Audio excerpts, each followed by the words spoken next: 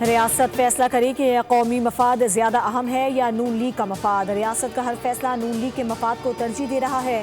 ووٹوں پر ڈاکہ ڈالنے والوں کو نہیں چھوڑوں گا۔ چیئرمین پیپلز پارٹی بلاول بھٹو کا آزاد کشمیر انتخابات میں دھاندلی کا الزام۔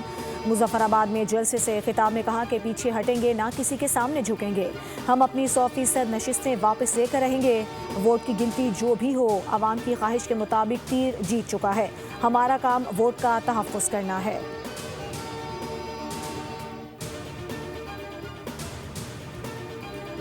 بلاول صاحب، الیکشن کا فیصلہ ریاست نہیں عوام کرتے ہیں۔ دھاندلی کا الزام لگانے کے بجائے فراخ دلی سے ہار قبول کریں۔ آپ کے پاس اپنی کارکردگی بتانے کے لیے کچھ نہیں ہے۔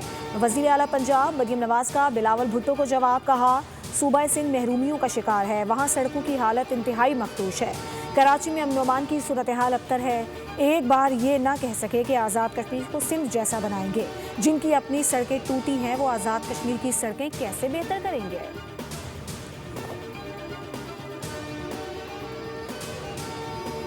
وزیر اعلیٰ پنجاب مریم نواز کی گفتگو چوری اور سینہ زوری کی مثال ہے۔ انہوں نے اقتدار کے غرور اور تکبر میں خطاب کیا۔ مسلم لیگ نون خیراتی اور فارم 47 کی حکومت پر بیٹھی ہوئی ہے۔ مریم نواز استعفیٰ دیں اور پنجاب کے کسی بھی حلقے سے الیکشن لڑیں۔ شرجیل میمن کا وزیر اعلیٰ پنجاب مریم نواز کو چیلنج، کہا آپ کے 3 سے 4 ارکان استعفیٰ دیں، ہمارے ارکان بھی استعفیٰ دیں گے۔ سندھ کے عوام ہمیں کامیاب کریں گے، آپ کے ارکان پنجاب میں ہار جائیں گے۔ آزاد کشمیر میں بدترین دھاندلی کر کے مینڈیٹ چوری کیا گیا، کھلے عام اسلحے کی نمائش کی گئی، پیپلز پارٹی کے کارکن کو قتل کیا گیا۔ مریم نواز نے کارکن کے جاں بحق ہونے پر افسوس تک نہ کیا۔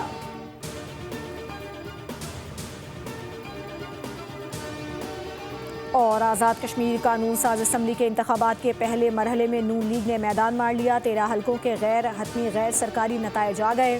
نون لیگ 9 اور پیپلز پارٹی 4 سیٹوں پر کامیاب رہی۔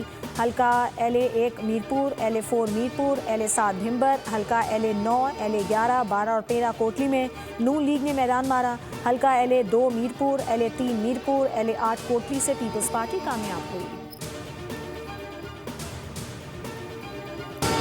قات کرانا اور پھر اس میں اتنے لوگوں کا نکلنا، بعض لوگ تو کہہ رہے تھے کہ کوئی نکلے گا نہیں، تو وہی ٹرن آؤٹ بعض حلقوں میں میں نے دیکھ لیا کہ 60% بھی ہے۔ بہت اچھی بات ہے کہ وہی کشمیری عوام نکل گئے۔ 9 سیٹس پہ 13 میں سے پاکستان مسلم لیگ نون نے کامیابی حاصل کی ہے۔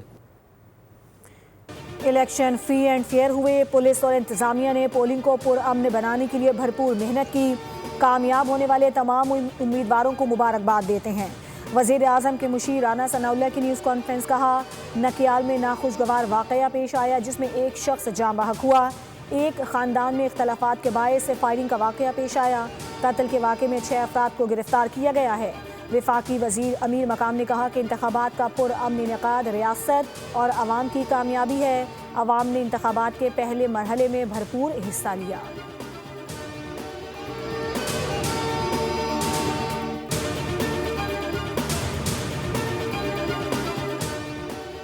آزاد جموں و کشمیر میں انتخابی عمل کا پہلا مرحلہ آزادانہ اور شفاف طریقے سے مکمل ہوا۔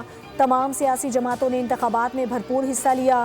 پولنگ پرامن ماحول میں منعقد ہوئی۔ چیف الیکشن کمشنر آزاد جموں و کشمیر جسٹس ریٹائرڈ غلام مصطفیٰ مغل کہتے ہیں لوگوں نے بڑی تعداد میں اپنا حق رائے رہی استعمال کیا۔ سماہنی میں پولنگ میں رکاوٹ ڈالنے والوں کو گرفتار کیا گیا۔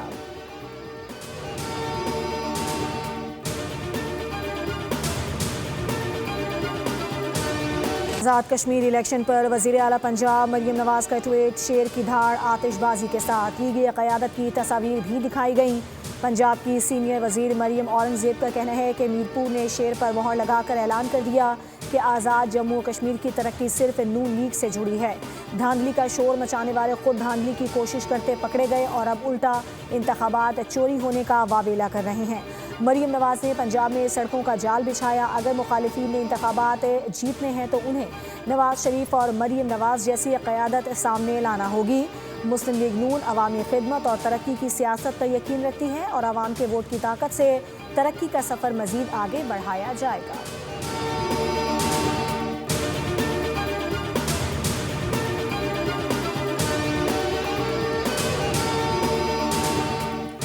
کشمیر کی عوام نے اپنا فیصلہ سنا دیا ہے، آپ کی غلط فہمی دور اور جمع تفریق غلط ثابت ہوئی۔ وزیر اطلاعات پنجاب عظمہ بخاری کا شرجیل میمن کے بیان پر رد عمل، کہا پیارے بھائی ٹھنڈا پانی پئیں اور سر پر بھی ٹھنڈا پانی ڈالیں، صبح ہو گئی ہے۔ حقیقت میں آپ کے پری پول دھاندلی کے پروگرام ناکام ہو گئے۔ لیگی امیدوار نے الیکشن سے ایک رات قبل بیلٹ پیپرز کے تھیلے پیپلز پارٹی کے امیدوار کے گھر سے پکڑے۔ آپ کا تیر کشمیر کی وادیوں میں گم ہو گیا، اب ہر طرف شیر دھاڑ رہا ہے۔ جیت پر جشن منانا آتا ہے تو ہار پر برداشت کرنا بھی سیکھیں۔ گلگت میں آپ کی حکومت بن گئی تو اس کا مطلب وہاں بہت شفاف الیکشن ہوئے ہیں۔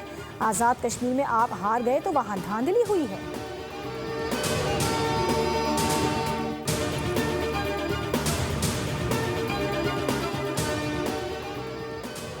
عوامی مینڈیٹ پر ڈاکہ ڈالنے نہیں دیں گے، اس طرح کے کام کسی کے مفاد میں نہیں۔ سسٹم ہار گیا تو جمہوریت کا نقصان ہوگا، کسی کے ہاتھ میں کچھ نہیں آئے گا۔ رہنما پیپلز پارٹی راجہ پرویز اشرف کا کہنا ہے کہ ایسے کیسے ہو سکتا ہے کہ ایک ہی حلقے میں ایک جگہ 25% اور دوسری جگہ 90% ٹرن آؤٹ ہو۔ مطالبہ کیا کہ جن حلقوں کے خلاف درخواستیں آئی ہیں ان کے نتائج فوری روکے جائیں، پیپلز پارٹی کے اعتراضات کا ازالہ کیا جائے۔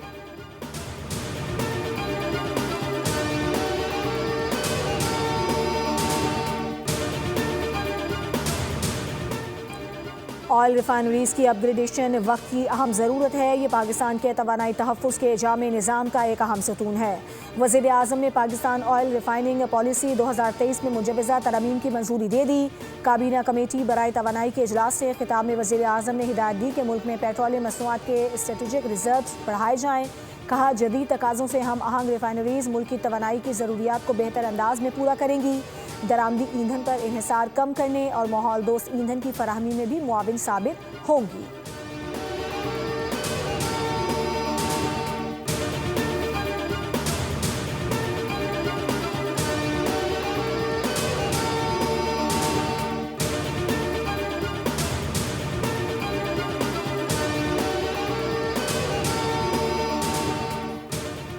پاک امریکہ تعلقات میں پیش رفت خوش آئند ہے، تعلقات کو مزید مضبوط کرنا مشترکہ مقصد ہے۔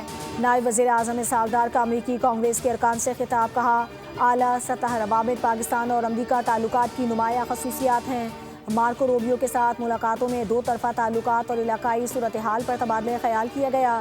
ٹرمپ انتظامیہ نے پاک بھارت جنگ بندی میں سہولت کاری کی، پاکستان نے امریکہ ایران مذاکرات میں مخلصانہ سہولت کار کا کردار ادا کیا۔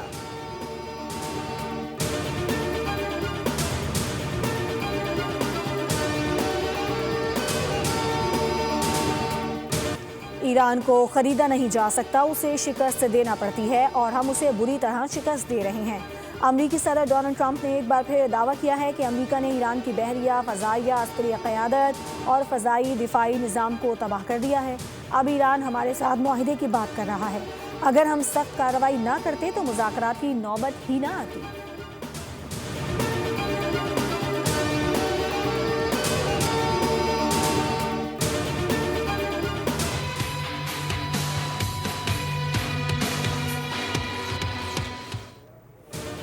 ایران پر حالیہ امریکی جارحیت میں 60 شہری شہید اور 670 سے زائد زخمی ہوئے۔ ایرانی وزارت صحت نے اعداد و شمار جاری کر دیے۔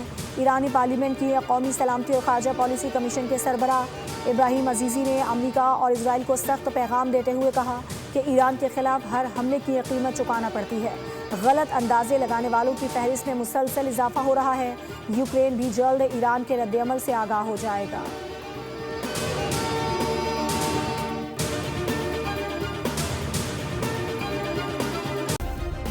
سبسکرائب کریں اور بیل دبائیں تاکہ کوئی خبر رہ نہ جائے۔